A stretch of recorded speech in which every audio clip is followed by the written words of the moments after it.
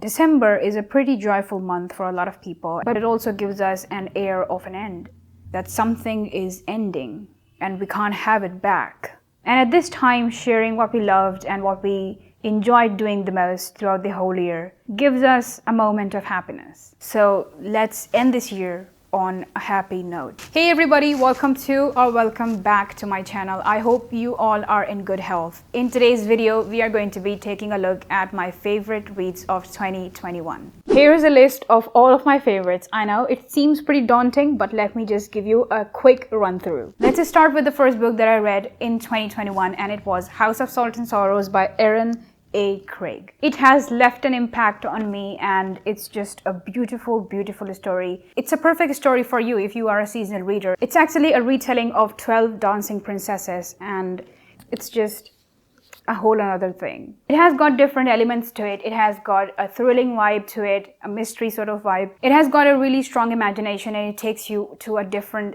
world altogether. The second book that I'm going to talk about is The Starless Sea by Erin Morgenstern. I am more than halfway through. I'm almost towards the end now, and I have fallen in love with this book. The first time I read Erin Morgenstern was the first time I read The Night Circus, and I had heard so many good reviews about that book, but I didn't really like it. It wasn't a perfect book for me, but The Starless Sea is a completely different story. Even though I have read very mixed reviews about this book, this actually hits the mark. It has got so many different elements. The fantasy in this book is incredibly insane, and I absolutely love it.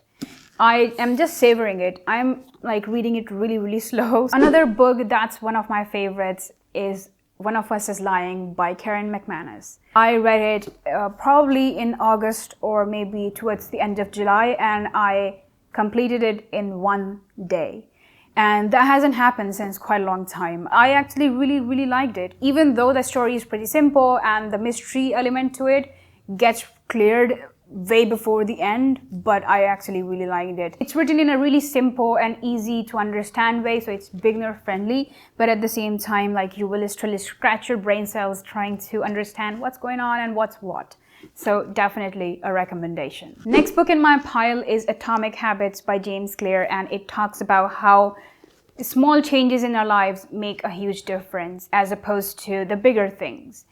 Obviously, the bigger changes make a lot of difference, but when it comes to making real efforts and changing things the way they are in our lives, the smaller things matter the most, because it's the smaller thing that makes the whole difference. One specific thing about this book that caught my attention and that kept me hooked to the book was the fact that every single chapter starts with a backstory. This book is super close to my heart. I have been reading it since quite a few months actually, and I read it in bits because I don't want the book to end. And it is Secrets of Divine Love by A. Helwa. It's written incredibly well. The writing is just pure awesomeness, literally. It's about our relationship with God and how God is all about love. The introduction itself is enough for anyone to fall in love with this book because it comes from love. Not only the writing, the content is really good as well. And after reading this, you will feel this intense love for our creator. The next book is Animal Farm by George Orwell,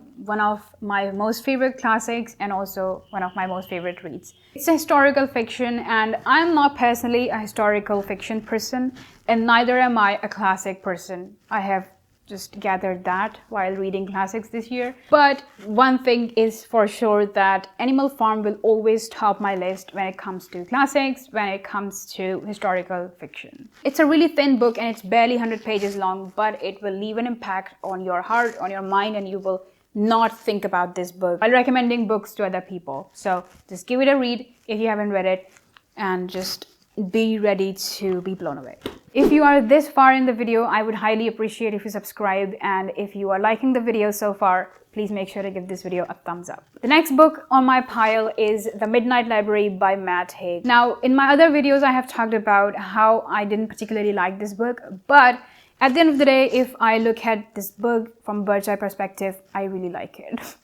Because even though I feel like this book has been publicized really well and it doesn't like hit the mark, I sort of agree with this, that this doesn't hit the mark, but it couldn't take away from the fact that this was a really intriguing read. I was intrigued since page 1. I was intrigued after reading the little blurb that they have at the back and also on other websites, but not only that, I was intrigued after reading the first page of this book. Another non-fiction that I absolutely enjoyed is Born a Muslim by Ghazala Wahab. It talks about the current condition of Indian Muslims, and not only that, it goes back and tells us about what really happened, how Islam came to India, what happened, what changed, and what are the circumstances now. It's a really detailed explanation of all the events, and it just gives you a really nice perspective as to why things are happening the way they are happening now. This next book is something that I have been talking about since the moment I got done with it.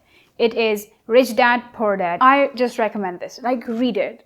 It's so important. It gives you a really easy understanding of the financial world and how things work and how money works and where our money is going and all that kind of stuff. The last book in my pile is A Place for Us by Fatma Farheen Mirza.